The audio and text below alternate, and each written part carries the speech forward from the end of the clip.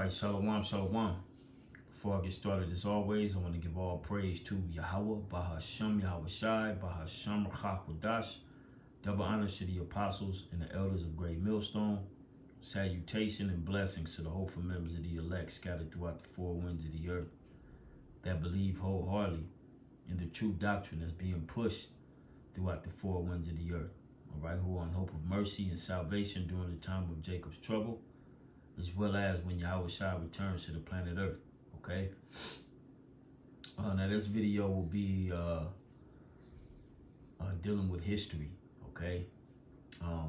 In particular, okay, because I'm checking out this documentary entitled 500 Nations.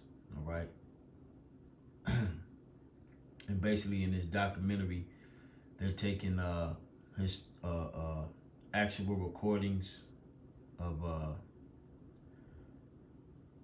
the native people that were back during this time, which this is the late 1800s, dealing with Wounded Knee. Okay, and what took place was what you want to call, I would say, Esau's horrific demonic history, all right, in how he got this land, all right. And this was just one of many atrocities that he committed against the native tribes, which was the tribe of Gad, all right, because Gad inhabited the majority of the United States as we know it as today, all right. Biblical Babylon the Great, okay. Gad inhabited majority of it, all right. And that's prophecy. Let me get that real quick before I play this clip, because this clip is it's a couple minutes long, and what I've watched so far of this documentary, it's a good watch, okay. And like I was saying, Gad inhabited the majority of the United States as we know it today. Okay? And that's prophecy going back to the book of Deuteronomy, the 33rd chapter, the 20th verse. And of Gad, he said, Gad, which means troop, all right? One of the sons of Jacob, okay? It says, and of Gad, he said, blessed be he that enlargeth Gad, all right? And Gad was enlarged when they came to this side of the world, all right? This was the prophecy being fulfilled, all right? Because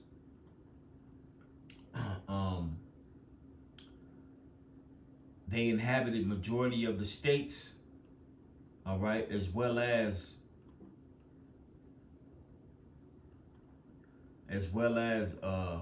Canada, all right. This was all the territory of Gad until, all right, which we all know, the so-called white man came over here and fulfilled prophecy, all right. And we're gonna read it, all right. It says, "Blessed be he that enlargeth Gad." All right. Look at a United States map. All right. There's a famous picture out there that has all the states, but before they would name California, New York, Texas, Florida, and all these names Esau put on them, they were tribes of Gad, which they called themselves the 500 nations, all right, which they ain't nations, all right. They're just one tribe of the nation of Israel, all right, the tribe of Gad, all right. And then you had Reuben and Issachar. And even when Judah got over here, they mixed in with each other, all right? That's why you have what they call black Indians, so-called black Indians, okay? And they show you that in different movies. The movie 12 Years a Slave, all right? When the Judite, he was, going to deliver a message, if my memory serves me correctly, he was in the middle of the woods and he came across the tribe of Gad, all right? And Gad, he chilled with Gad for a hot minute, because we have a spiritual connection to one another. All right. And that connection is coming back. All right. That true brotherhood the Heavenly Father is establishing back on the earth between the Israelites, beginning with the elect. All right. So it says he dwelleth as a lion. All right. And a lion, very territorial. All right. With a pride. And Gad lived that way. All right. When you read these different books, Black Indians, what's another book? That book, it's not Lost Tribes and Promised Lands. Okay. He had many women. All right. And teareth the arm with the crown of the head. All right. Meaning, Gad, you should do that blood brother. They cut each other's flesh and shake on a blood brother bond. All right. And it says, and teareth the arm with the crown of the head. All right. And the crown of the head represents Gad with that feathered crown. Okay. And those feathers represented who was the chief. When he had that big feather hat on, or that crown, that more than likely was the chief of that particular tribe of Gad. All right. Which they separated themselves in different tribes here in the Americas. All right. But the point being is that the Most High enlarged of Gad, and Gad had this whole continent. All right. But going back to this clip, this is one of many atrocities that took Gad, out of the power here in this land. That took him and put him, took him down, as the prophecy reads here in Genesis 49 and 19. Okay, it says, Gad, a troop shall overcome him. All right, Gad is a troop. All right, that's why I mentioned the word Gad. All right, and that's why I mentioned the definition of the word Gad, because it means troop. Okay. Now,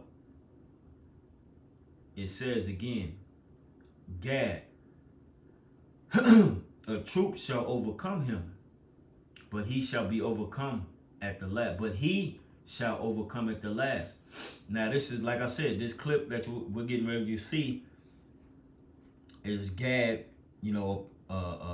part of him being overcome. This was what was happening to Gad when he was inhabiting this part of the world. All right, when the Lord sent the conquistadors to overcome them. And it took Esau 300 years to totally put Gad into subjection. Okay, the Most High had to up his weaponry.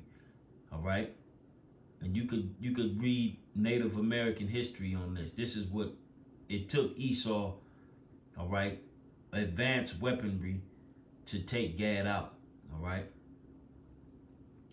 So that troop that overcame Gad was the U.S. cavalry, these Edomites.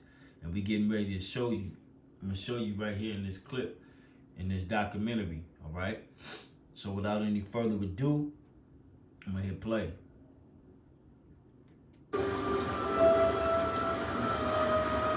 Bigfoot was ordered to make camp along Wounded Knee Creek. In the morning, his people would be stripped of their weapons and escorted to Pine Ridge.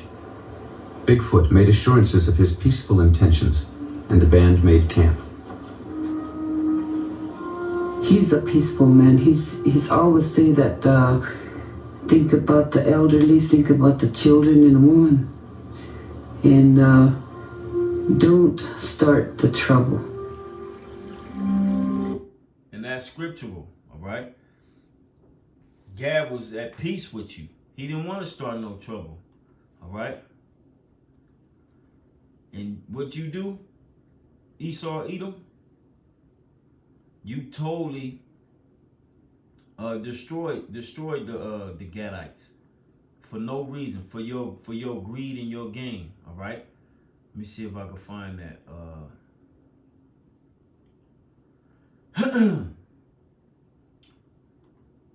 You know, because like she just explained, the leader, he was a peaceful man. He was thinking about the elderly, the children. All right. He didn't want to start no trouble because they wouldn't be able to defend themselves. But Esau didn't care. All right. It tells you upon the ancient, okay, he showed no mercy.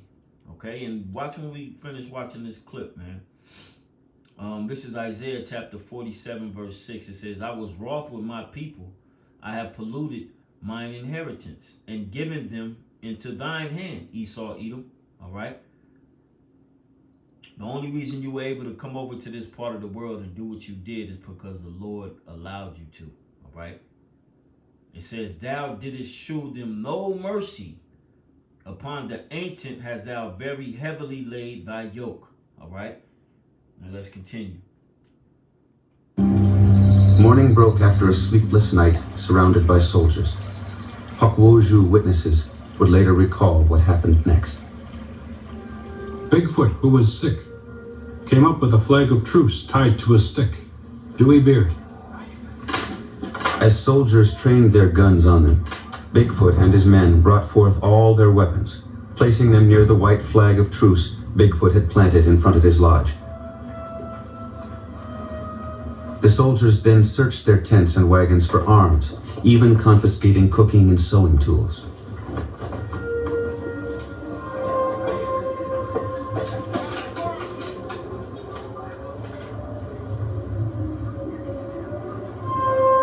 As Bigfoot's people gathered around the flag of truce outside his tent, 4 powerful Hotchkiss rapid-repeating guns were mounted above the camp.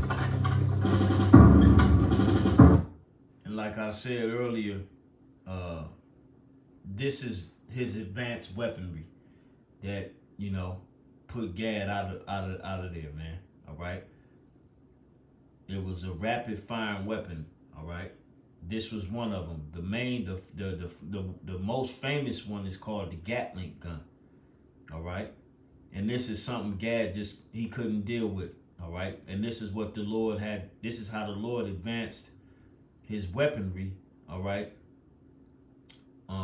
For him to fulfill these prophecies on taking down Gad. Okay. But you're going to have to pay for this. You're going to have to pay for all this you've done. And like I said, this is just one incident in American history that you got to pay for. All right. You got a whole lot to pay for, man. I noticed that they were erecting cannons up here, also hauling up quite a lot of ammunition for it. They encircled us like a band of sheep. I could see that there was commotion amongst the soldiers, and I saw on looking back they had their guns in position ready to fire. Thomas Tibbles, a white reporter who followed the troops to Wounded Knee, recorded what happened next. Suddenly I heard a single shot from the direction of the troops. Then 3 or 4, a few more, and immediately a volley. At once came a general rattle of rifle firing, then the Hotchkiss guns. An awful noise was heard, and I was paralyzed for a time. Then my head cleared, and I saw nearly all the people on the ground, bleeding. My father, my mother, my grandmother, my older brother, and my younger brother were all killed. Kom hier, ik in de pictures on her. And he saw his mother walking toward him. She was walking along, and she was shot. Dewey, she said, keep walking, my son. She said, keep going. She said, I'm going to die. And that was the last time he saw his mother. The women, as they were fleeing with their babies, were killed together, shot right through. And after most of them had been killed, a cry was made that all those not killed or wounded should come forth, and they would be safe. Little boys came out of their places of refuge, and as soon as they came in sight, a number of soldiers surrounded them and butchered them there. American Horse, Oglala. The firing continued for an hour or two, wherever a soldier saw a sign of life.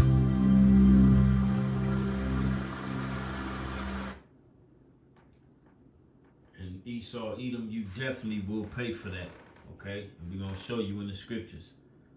And that's, like I said, that's just one example of the atrocities that you've committed, all right, against the Israelites, all right? The book of Ecclesiastes, chapter 3, verse 15, it says, that which is been is now, and that which is to be have already been. And God, all right, the Most High, Yahweh, requireth that which is past. Because that's what you Edomites like to say, oh, that was the past, you know. We've learned from that. That was in the past. That wasn't me. That was my foreparents. Well, guess what? The foreparents that did that, you living luxurious off of that. All right, you were born into your world. All right, where the game was rigged for you. All right, for you to win, and Jake to lose, the Israelites to lose. Okay, but the Most High requires that. He required that which is paid. You can't just push this under the rug. And this, like I said, I'm gonna keep saying it. This is just one incident, man. Imagine all the incidents that weren't recorded. Okay, this is just one incident, man. The whole story of Pocahontas, how they made that into a Disney love story. Wasn't no goddamn love story, man. When you do the real history, when you read the real history on it. Them damn conquistadors raped that Gadite woman damn near till she was lifeless, man. They were basically taking turns on her. And they're gonna make a Disney show and turn it into a love story. The white man falling in love with a Gadite woman, man. You know, the atrocities they used to commit against the native people of this land, which are the Gadites, the Issacharites, the Reubenites, okay? They were inhumane with it, man. Okay? And the Most High requires that which is in the past. Okay? That's why you Edomites are getting ready to receive your judgment. All right? And it's going to be 1,000 years of pure pain. Verse 16, Ecclesiastes 3 and 16. And moreover, I saw under the sun the place of judgment. Okay? Which is the earth. All right? Now this clip we just watched, that was a judgment on the tribe of Gad. And it happened. All right? You Edomites, you've established America. You took down the entire tribe. All right, that inhabited this continent. You brought over the southern kingdom, Judah, Benjamin, and Levi. All right, you forced them into slavery. Okay, and you've established your throne here in America and throughout the entire planet Earth. All right, and the only reason you were able to do it because the Lord used you to bring judgment upon us. All right, okay. To fulfill these prophecies. But now we're at a new point. All right, we're getting ready to enter a new eon where you're gonna be in slavery and you're gonna be ruled over, and the kingdom of heaven is gonna be established when Yahweh Shai returns. All right. And right now as we speak, that kingdom is being established on the earth. Okay. It says, and moreover, I saw under the sun the place of judgment, that wickedness was there. All right, Esau, Edom.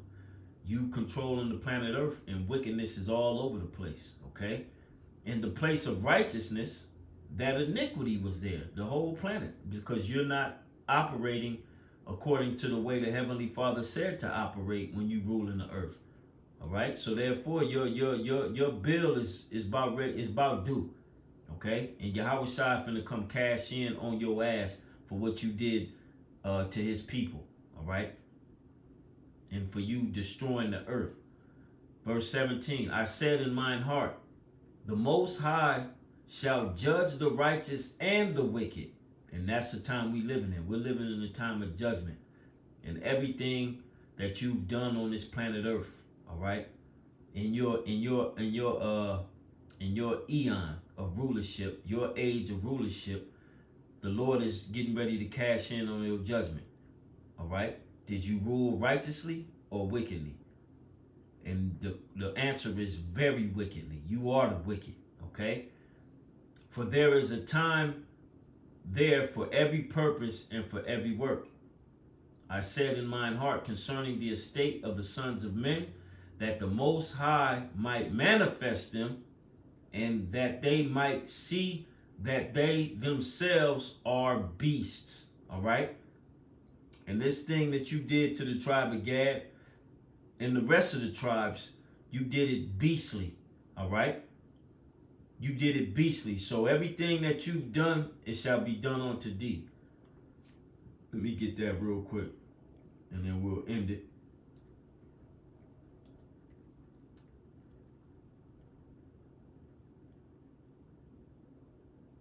Okay.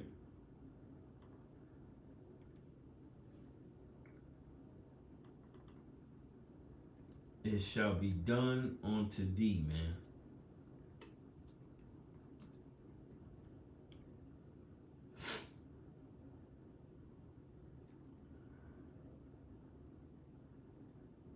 This is Obadiah 1 and 15. For the day of Yahweh, Bahashem Yahushua, is near upon all the heathen, with the number one heathen being Esau Edom, the so-called white man. As thou hast done, it shall be done unto thee. Thy reward shall return upon thine own head. Call Halal Yahweh Bahashem Yahushua. Lord will, this was edifying to the hopeful elect. Giving all praise to Yahweh Bahashem Yahushua. Until next time, Shalom.